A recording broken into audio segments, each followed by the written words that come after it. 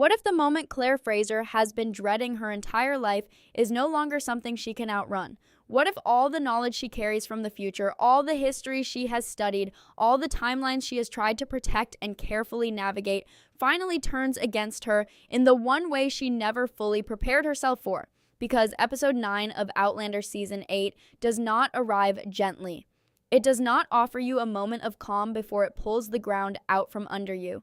It comes in like the cold before a storm, quiet on the surface, but carrying something underneath that you can feel in your chest before anything even happens. And at the center of everything, standing in the place she has always stood, between the man she loves and the history that has always threatened to take him, is Claire. Except this time, her greatest fear is not a distant possibility anymore. This time, it is real, and it is close, and there is nothing she can do to stop it. The episode opens in a silence that does not feel like peace. It feels like the held breath of someone waiting for news they are not sure they can survive hearing.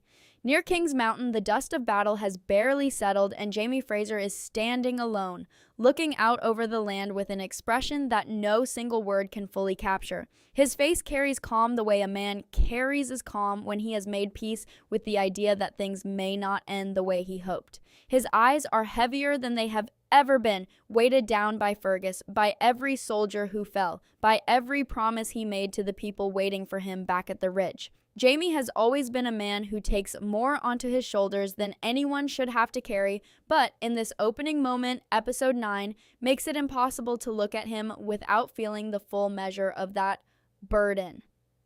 And Claire is watching him from a distance. She does not speak, she does not move toward him yet. She simply watches, and in her stillness we feel everything she is thinking, every fear she has pushed down every time he walked toward danger, every prayer she whispered when history felt too close and too hungry. Because this time, something in the air feels different. Something feels like it is already too late to change. Back at Fraser's Ridge, the world has not paused to grieve properly. Fergus is gone, and his absence is not a quiet sadness that sits politely in the corner. It is a presence. It fills the cabin, the yard, the spaces between conversations where his laugh used to live.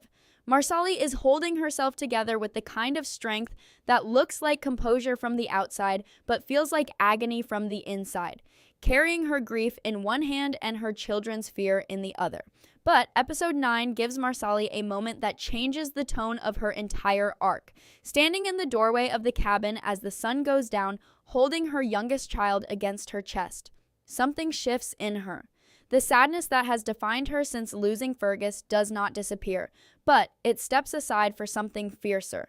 Her anger rises, and with it comes a question she can no longer keep inside. Why does this family always have to be the ones who sacrifice? Why is it always the people of Fraser's Ridge who pay the price that history demands? This is not just grief speaking. This is a woman who has given everything and is finally asking whether anyone will ever give something back. William Ransom is unraveling in the way that only a man who has built his entire identity around pride and control can unravel. After pulling away from Lord John and cutting himself off from everyone who might offer him something honest, he is alone with his thoughts, and that solitude is not doing him any kindness. William has always been someone who reacts before he reflects, who lets anger speak when fear is the thing actually driving him. But episode 9 pushes him past the point where anger is enough to keep him protected. There is a confrontation between him and Lord John that strips away every layer of performance and leaves only the truth underneath. Lord John, who has spent a lifetime being patient and composed, finally tells William something he needs to hear more than he needs air. He tells him that running from truth does not make a man free. It makes him more lost than he already is. And William, for the first time in longer than we can remember, does not fight back. He stands there and he listens. That single moment of stillness inside him becomes the crack where something new and something better finally begins to enter. It does not fix him immediately, but it starts something that cannot be stopped. An unexpected visitor arrives at the Ridge carrying information that redraws the entire picture of what Jamie understands about the war and what is coming next. This is not a visit that brings comfort. It brings the kind of news that makes a room feel smaller and the walls feel closer and the future feel shorter. When Jamie gathers the people closest to him to share what he has learned, every face in that room reflects a different version of the same fear. Some want to act immediately, some want to wait and observe, some are simply trying to breathe through the weight of it. And Jamie, standing at the center of all of it, understands something that he does not say out loud. This is no longer about winning a revolution. This is about whether the home he built with his hands and his heart and his sacrifices will survive long enough for his family to grow old in it. Claire reads the room the way she has always read rooms, with the quiet precision of someone who has been trained to notice what others miss. And what she notices now is that the danger is no longer approaching, it has already arrived. Brianna and Roger are navigating their own quiet crisis in episode 9, one that does not announce itself with dramatic scenes, but lives in the spaces between the words they choose carefully when they speak to each other at night. Roger is questioning something that has been sitting uncomfortably in the back of his mind for longer than he has admitted. He is wondering whether staying in this time is actually keeping their children safe, or whether every day they remain is another day their children are closer to a danger that no parent should willingly place them in. The conversation he and Brianna have is not loud. It is honest in the specific and painful way that only two people who trust each other completely can manage to be honest. They talk about fear without softening it. They talk about the future without pretending to know its shape. Brianna, who has always carried more strength than the world tends to notice, refuses to let fear make her choices for her. But there is something in her eyes that she cannot quite hide, a recognition that she has already lost a great deal and that the idea of losing her parents is not something she can think about directly without feeling it break something inside her. Then the episode delivers the moment that reframes everything. The threat hinted at across previous episodes stops being a hint. Armed men appear, and they are searching for William. Lord John sees what is unfolding and does what he has always done when the people he loves are in the path of something dangerous. He steps forward without calculation, without hesitation, without weighing what it might cost him personally. He places himself directly between William and the men who have come looking. There is a moment where everything goes still. A gun is raised, voices cut through the air, sharp and threatening, and William's face, which has been locked behind anger for so long, finally opens. The anger falls away completely, and what is underneath it is raw and unmistakable. It is fear, not for himself, but for Lord John. In that single frozen second, William understands the truth that his pride has been keeping him from seeing. Lord John is not just someone from his past, or someone connected to his complicated history. Lord John is someone he loves, and the thought of losing him is more than William can carry. The situation does not resolve cleanly. Lord John is taken, placed under suspicion, turned into something that feels terrifyingly like a political hostage. And now William is standing alone again, but this time the choice in front of him is different. This time, staying behind his pride is not an option he can live with. Claire's arc in episode 9 is where the deepest fear of the entire series takes shape and begins to breathe. A wounded soldier arrives at the ridge in a condition that leaves very little room for hope, but carrying information that could mean the difference between safety and catastrophe for everyone Claire loves. She does not pause. She does not allow herself the luxury of fear in that moment because there is a life in front of her that needs her hands and her knowledge and her complete focus. The scene that follows is intense in the way that the best moments of this series have always been intense, not through violence or spectacle, but through the quiet and terrible weight of stakes that feel completely real. Her hands are steady because they have always been steady, because steadiness in the face of crisis is the most fundamental part of who Claire Fraser is. But her heart is somewhere else entirely, somewhere with Jamie, somewhere at the edge of every nightmare she has ever had about what history might finally decide to take from her. This soldier's survival is not just about one man, it is about information that could protect Jamie. And if she loses him on this table, the ripple of that loss reaches further than anyone in the room can fully see. The conversation between Jamie and Claire that follows is one of those quiet scenes that reminds you why this story has survived everything the years have thrown at it. Jamie admits something he almost never allows himself to say. He is tired.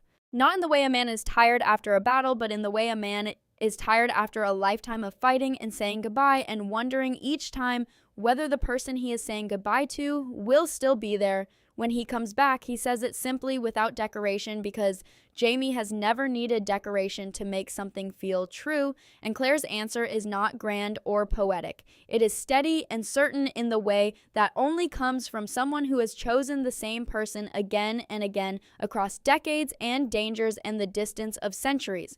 She tells him they have survived worse. She tells him their love has crossed time itself. She tells him that together they are stronger than anything history has decided for them. The simplicity of it is what makes it land so hard, because it is not a speech. It is a reminder, and it is exactly what both of them need in this moment before everything changes. The second half of episode 9 does not slow down. The information carried by the wounded soldier moves through Jamie's circle and immediately creates fractures. Opinions divide sharply between those who think the threat is being overestimated and those who believe that immediate and decisive action is the only thing standing between the ridge and complete exposure. Jamie holds the center of this tension with the authority that has always defined him, but even his authority is tested in a council scene where fear makes normally reasonable people reach for their loudest voices. Claire watches it all carefully, reading what is happening beneath the surface of every argument, understanding something critical. The enemy outside can be fought with strategy and preparation, but the fear spreading inside the community right now is something far more corrosive, and if it is not contained, it will do more damage than any British force could manage from the outside. Marsali finds herself at a turning point that feels genuinely earned after everything she has carried this season. In a conversation with Claire, she says something that is simple and devastating and completely true. She says that losing Fergus has changed her in ways that will never fully heal, but she also says that she has realized she cannot build her children's future inside the walls of her own grief and fear. She wants them to be brave. She wants them to carry their father forward in strength rather than in sorrow. This is not a triumphant moment. It is a quiet one. But quiet moments in Outlander often carry more weight than the loudest scenes, and this one lands with the kind of emotional force that stays with you long after the episode ends. William's journey reaches its most honest and most vulnerable point in the second half of the episode. With Lord John under guard and being treated with a coldness that has nothing to do with justice and everything to do with politics, William feels guilt in a way he has never allowed himself to feel it before. There is a moment where he is alone, moving through the woods without direction, and every harsh word he has ever spoken to Lord John plays back against him like an accusation. When he finally goes to Jamie, it is not with the armor of anger or the shield of pride. He simply tells the truth. He says he does not know who he is anymore. And Jamie, rather than offering a long and carefully constructed answer, gives him something far more valuable. He tells William that a man's identity is not written in his blood. It is written in the choices he makes, when the easier path would be to walk away from everything difficult. This becomes the line that anchors episode 9 emotionally, not because it solves everything, but because it is the first honest bridge built between these two men, and bridges matter more than most people realize until the moment they desperately need to cross one. Suspicion begins to darken the political atmosphere around the ridge when word spreads that someone close to Jamie may be feeding information to British forces. The home that has always felt like a fortress begins to feel like it has cracks that no one can find and no one can seal. Every conversation becomes careful. Every unfamiliar face becomes a question. Brianna channels the anxiety into something useful, bringing her knowledge and her forward-thinking perspective to bear on the problem of the Ridge's defenses. Roger steps into leadership in a way that feels completely natural now, because the uncertain and hesitant version of Roger is long gone, replaced by a man who has been shaped by this time in this family into someone steady and capable and deeply committed to protecting what they have built together.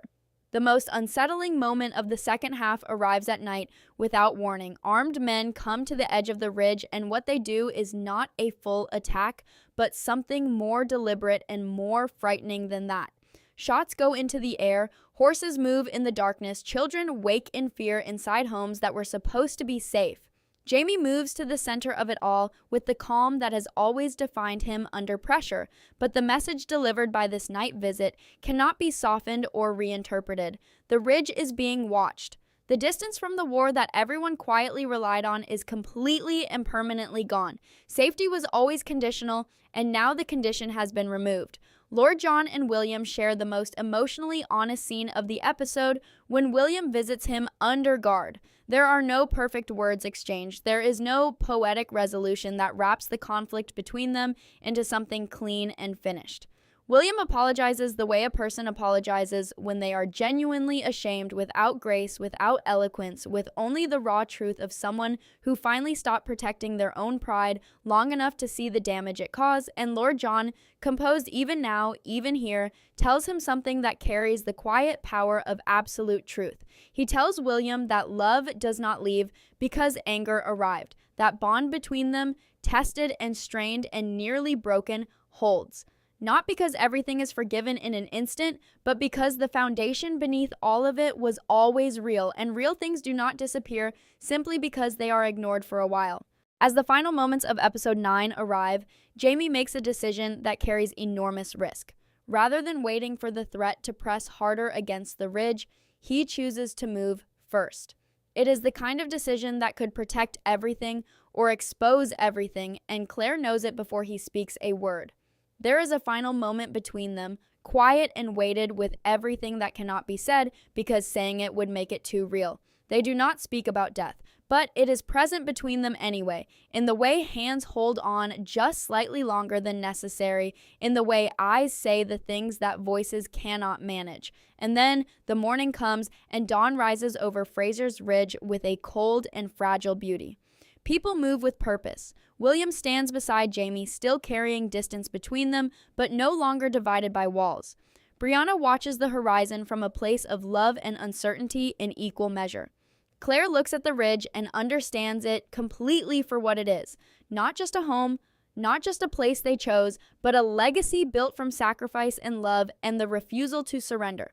And just as the light strengthens and the morning feels almost like hope, a signal appears on the distant hill. The threat is closer than anyone was ready for. The screen fades not on disaster, but on determination, on faces that have already survived the impossible and are choosing one final time to face what is coming without flinching. Episode 9 does not end with an explosion. It ends with a truth. Everything is about to change, and nothing, not courage, not love, not even the knowledge of history itself, can stop it now.